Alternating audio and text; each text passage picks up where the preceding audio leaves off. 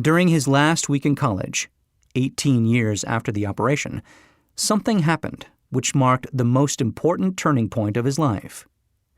Through what seemed to be mere chance, he came into possession of another electrical hearing device, which was sent to him on trial. He was slow about testing it, due to his disappointment with a similar device.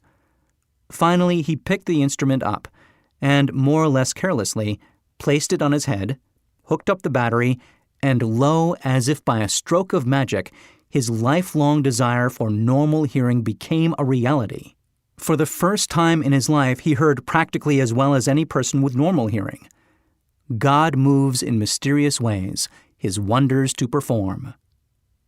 Overjoyed because of the changed world which had been brought to him through his hearing device, he rushed to the telephone, called his mother, and heard her voice perfectly.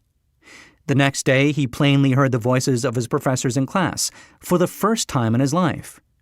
Previously, he could hear them only when they shouted at short range. He heard the radio. He heard the talking pictures. For the first time in his life, he could converse freely with other people, without the necessity of their having to speak loudly. Truly, he had come into possession of a changed world. We had refused to accept nature's error, and by persistent desire, we had induced nature to correct that error through the only practical means available.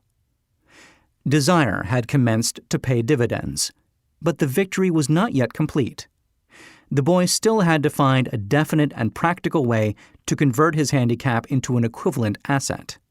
Hardly realizing the significance of what had already been accomplished, but intoxicated with the joy of his newly discovered world of sound, he wrote a letter to the manufacturer of the hearing aid, enthusiastically describing his experience. Something in his letter, something perhaps which was not written on the lines, but back of them, caused the company to invite him to New York. When he arrived, he was escorted through the factory, and while talking with the chief engineer, telling him about his changed world, a hunch, an idea, or an inspiration, call it what you wish, flashed into his mind. It was this impulsive thought which converted his affliction into an asset, destined to pay dividends in both money and happiness to thousands for all time to come. The sum and substance of that impulsive thought was this.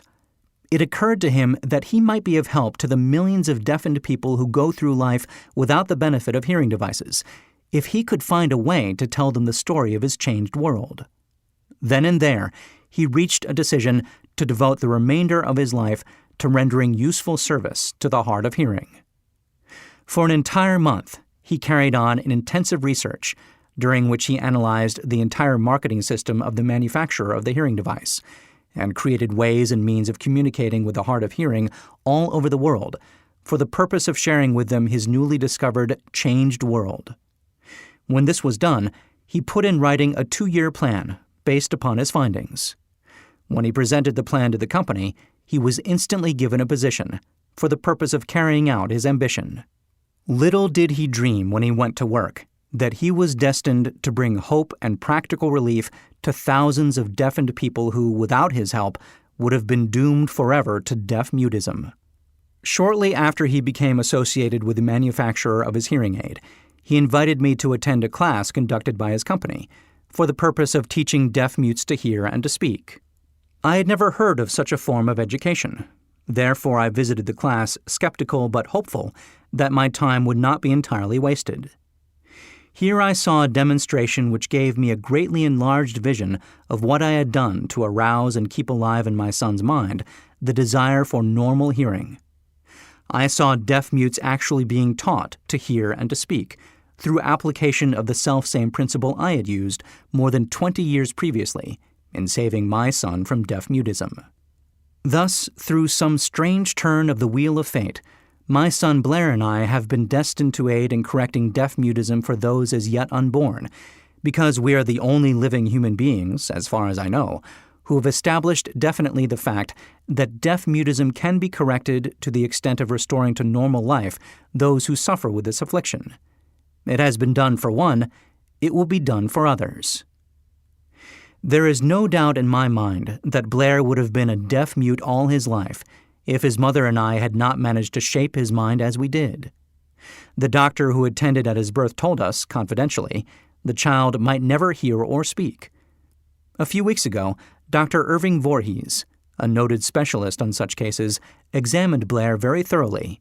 He was astounded when he learned how well my son now hears and speaks, and said his examination indicated that, theoretically, the boy should not be able to hear at all. But the lad does hear, despite the fact that X-ray pictures show there is no opening in the skull whatsoever, from where his ears should be to the brain. When I planted in his mind the desire to hear and talk, and live as a normal person, there went with that impulse some strange influence which caused nature to become bridge builder and span the gulf of silence between his brain and the outer world, by some means which the keenest medical specialists have not been able to interpret. It would be sacrilege for me to even conjecture as to how nature performed this miracle. It would be unforgivable if I neglected to tell the world as much as I know of the humble part I assumed in this strange experience. It is my duty and a privilege to say I believe, and not without reason, that nothing is impossible to the person who backs desire with enduring faith. Verily, a burning desire has devious ways of transmuting itself into its physical equivalent. Blair desired normal hearing. Now he has it. He was born with a handicap which might easily have sent one with a less defined desire to the street with a bundle of pencils and a tin cup. That handicap now promises to serve as the medium by which he will render useful service to many millions of hard of hearing, also to give him useful employment at adequate financial compensation the remainder of his life. The little white lies I planted in his mind when he was a child, by leading him to believe his affliction would become a great asset, which he could capitalize, has justified itself. Verily, there is nothing, right or wrong, which belief plus burning desire cannot make real. These qualities are free to everyone. In all my experience in dealing with men and women who had personal problems, I never handled a single case which more definitely demonstrates the power of desire. Authors sometimes make the mistake of writing of subjects of which they have but superficial or very elementary knowledge.